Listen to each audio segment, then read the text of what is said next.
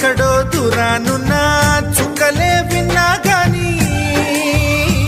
కదిలించలేదా కాస్త కూడా నీ మనసుని పరదాలు దాటి ఒక్కసారి పలకరించవేమి అందరినీ ఇలా వెంటపడి అడగాల సరదాగా నువ్వే ఎదురైతే సరిపోదా నిద్రపోతున్న రాత్రి నడిగా గుడ్డికి చేరిన గువ్వల నడిగా